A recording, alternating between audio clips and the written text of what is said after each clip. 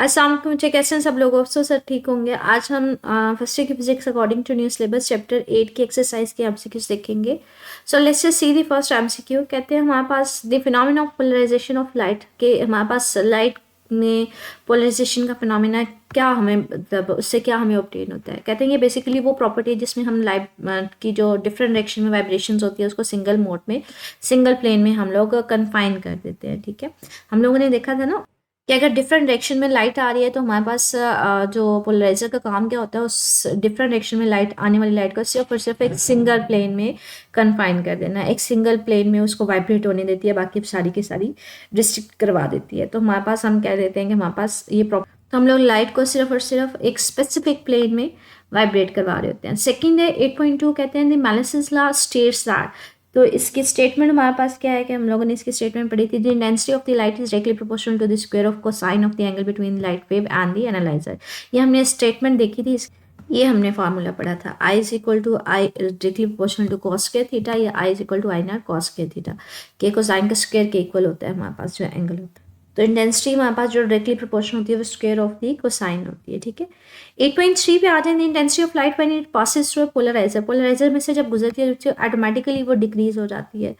अगर पहले हमारे पास लाइट आ रही है डिफरेंट डायरेक्शन में, तो अगर वो हमारे पास पोलराइजर में से गुजरेगी तो वो तो सिर्फ और सिर्फ सिंगल डायरेक्शन में गुजरने देगा, सिंगल प्लेन में। तो हम कहते हैं हमारे पास क्या होता है कि इंटेंसिटी क्या हो जाती है, पहले की निस्बत कम हो जाती है। ठीक है, आगे हमारे पास कहते हैं दी angle between the light wave and the analyser, जो उसको पोलराइजर एंगल बोलते हैं, पोलराइजेशन एंगल बोलते हैं, मतलब क्योंकि वो पोलराइज करवा रही होती है तो इसको पोलराइजिंग।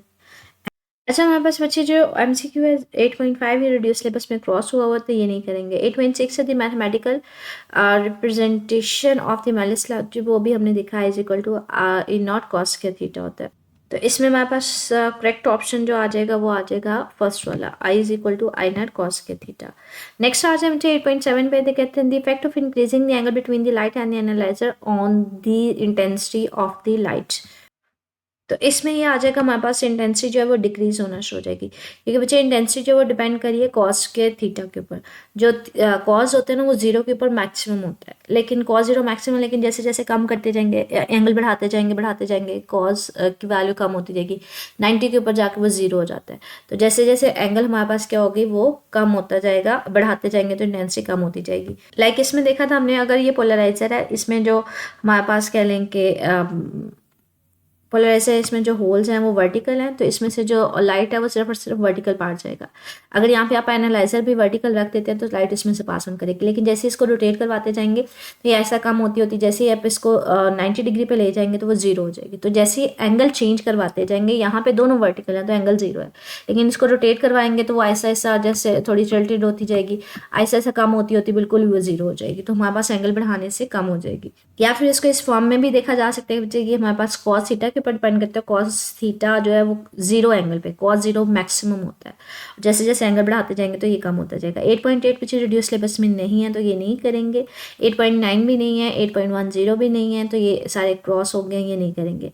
आगे 8 हमारे पास 11 हम कहते हैं कि what are the gravitation waves, तो ये हमने पढ़ा था ग्रेविटेशन वेव्स होती क्या है। ये बेसिकली हमारे पास ऐसे लग रहा होता है रिपल्स है in the fabric of the space time graph. ये हम लोगों ने ना पढ़ा कि जब हमने ग्रेविटेशन वेव्स पढ़ी थी उसमें ये पढ़ा था कि ग्रेविटेशन वेव्स बेसिकली है क्या, स्पेस टाइम ग्राफ के ऐसे लग रहा होता है फैब्रिक में ना रिपल्स है हमारे पास, लाइक मतलब ऐसे लग रहा होता है स्पेस टाइम ग्राफ में इस तरह से ना हमारे पास वेव्स प्रोड्यूस हो रही हैं जो आउटवर्ड डायरेक्शन में बाहर जा रही होती हैं। ठीक है, तो इस फॉर्म में इसको लिया जाता है। नेक्स्ट हमारे पास आंसर क्या है बच्चे, which is the primary method use to detect the gravitation waves, gravitation waves को डिटेक्ट करने के लिए हमारे पास कौन सा मेथड इस्तेमाल किया जाता है। इसके लिए हम लोगों ने एक टॉपिक लॉन्ग क्वेश्चन में पढ़ा था लेजर इंटरफेरोमेट्री का। ठीक है, तो वो इसमें आ जाएगा, इंटरफेरोमीटर हमने ये टॉपिक पढ़ा था, उसमें ये आ जाएगा। ये हमने पढ़ा था लेजर इंटरफेरोमीटर। तो इसका मतलब है इसके जरिए ये एक ऐसा डिवाइस होता है जिसके जरिए हम लोग ना ग्रेविटेशन वेव्स को डिटेक्ट कर रहे होते हैं। तो नेक्स्ट एमसीक्यू देखते हैं, कहते हैं which of the following is a main source of the gravitation waves. Basically gravitation का जो वेव्स का सोर्स होता है वो ब्लैक होल्स होते हैं। ठीक है, मर्जर, ये भी हमने इसमें एग्जाम्पल में पढ़ा हुआ था कि सोर्सेज में हमने देखा था। ये देखें, ये लिखा हुआ है कि बाइनरी सिस्टम जो है वो मेजर सोर्स है, इसके अलावा मर्जर्स हैं। तो ये हमारे पास बेसिक सोर्स होते हैं ग्रेविटेशन वेव्स के। नेक्स्ट हम देखते हैं शॉर्ट क्वेश्चंस पे। 8.1 हमारे पास शॉर्ट क्वेश्चन है, कहते हैं why are the polarised sunglasses better than the ordinary sunglasses. ये हमने पढ़ा था फॉर एग्जाम्पल ये अगर ये पोलराइज सन ग्लासेस हैं तो अगर ये डिफरेंट डायरेक्शन में लाइट आ रही है, कोई हॉरिजेंटल है कोई वर्टिकल है, तो वो सिर्फ और सिर्फ सिंगल डायरेक्शन में जो लाइट है उसको पास ऑन करने देगी। फॉर एग्जाम्पल वर्टिकल प्लेन में है तो सिर्फ उसको पास करने देगी, बाकी सारी ब्लॉक करवा देगी।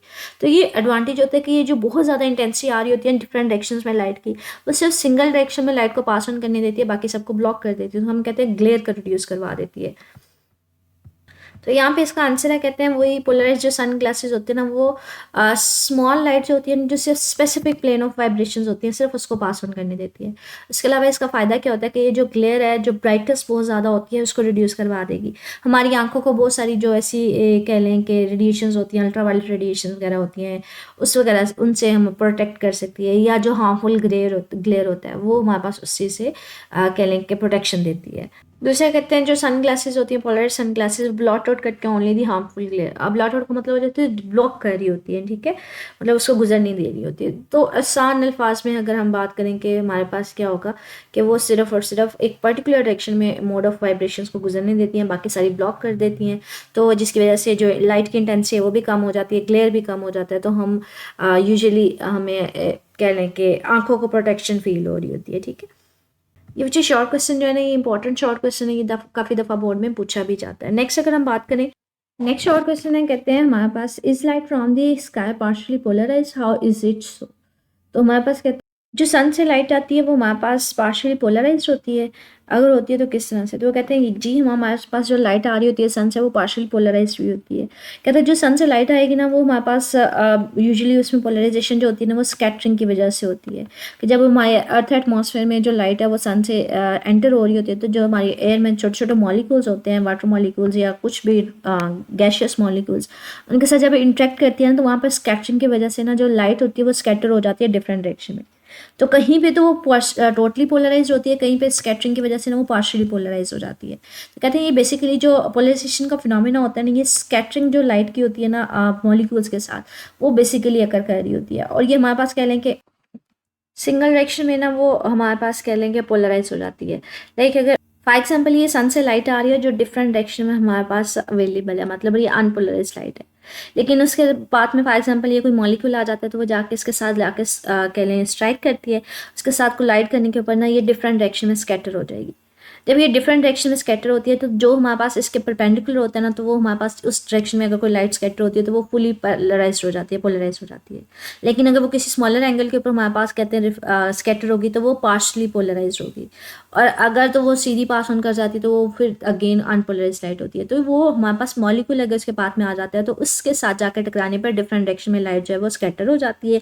अगर वो फुली परपेंडिकुलर होगी इंसिडेंट प्लेन के तो हमारे पास वो पोलराइज होगी। अगर किसी एंगल के ऊपर स्कैटर होगी तो वो पार्शियल पोलराइज होगी, अदरवाइज वो अनपोलराइज लाइट की फॉर्म में वो मूव ऑन कर जाएगी, ठीक है। तो ये हमारे पास डिपेंड करते हैं कि वो पोलराइज भी हो सकती है, वो पार्शियल पोलराइज भी हो सकती है। 8.3 हमारे पास शॉर्ट क्वेश्चन है, कहते हैं how is mollies law in malice law used in the everyday life, कि आप मेलिस लॉ को किस तरह से एवरीडे लाइफ में इस्तेमाल कर सकते हैं। वही अगेन बच्चे जो हम लोगों ने इसके ना पढ़े थे, हमारे पास कह लें कि मेलिस लॉ बेसिकली हमारे पास पोलराइजेशन को डील कर रहा होता है। तो इसके ना हम लोगों ने एप्लीकेशंस पढ़ी थी पोलराइजेशन की, कि आप इसको ऑप्टिक्स में इस्तेमाल कर सकते हैं, इमेजिंग में इस्तेमाल कर सकते हैं, एस्ट्रोनॉमी, मेडिकल एप्लीकेशंस में, स्काई फोटोग्राफी में, अगर पोलराइज सन ग्लासेस में, और स्ट्रेस एनालिसिस में। तो ये हमने इसकी एप्लीकेशंस पढ़ी थी। इनको 3 लिख दें, 3 से 4 तो बेटर है। तो अगेन अगर इसको शॉर्ट फॉर्म में एक्सरसाइज से एग्जैक्टली देखें तो हमारे पास यहाँ पे इसका आंसर है वही अगेन हमारे पास रिड्यूसिंग ग्लेयर में, जिसमें हम लोगों ने ये पढ़ा था। सबसे best example polarise sunglasses की आ जाती है कि अगर हम लोगों ने जो ग्लेयर है उसको रिड्यूस करवाना है तो हम लोग इसको इस्तेमाल करते हैं। यूजुअली हम इसको गर्मियों में यूज़ कर रहे होते हैं। इनहेंसिंग कलर्स फोटोग्राफी में अगेन वही मैंने आपको बात की कि इसके अलावा स्क्रीन विजिबिलिटी में हमारे पास जो पोलराइज स्क्रीन्स होती हैं, ठीक है, स्मार्टफोन्स हो गए या इस तरह से, इनमें हम इसको इस्तेमाल कर सकते हैं। ये जब हमने एप्लीकेशंस पढ़ी थी ना बच्चे, ये मेलिस लॉ की, तो ये हमने जब फोटोग्राफी में पढ़ा था, हम लोगों ने इसको पढ़ा था एस्ट्रोनॉमी, मेडिकल एप्लीकेशंस, इमेजिंग। तो इसमें ये मैंने एक्सप्लेन किया था डिटेल से किस तरह से आप इसको स्क्रीन वगैरह में इस्तेमाल कर सकते हैं। अगर आपने कलर्स को इन्हांस करना है तो किस तरह से इस्तेमाल कर सकते हैं, तो आप उसको लेक्चर को देख सकते हैं, ठीक है। तो ये इसकी एप्लीकेशंस में आ जाएगा, ठीक है। ये हमारे पास ना नेक्स्ट टू जो शॉर्ट क्वेश्चन हम चाहिए हमारे पास रिड्यूस सिलेबस में क्रॉस हुए हैं, तो ये तो नहीं करेंगे, ठीक है।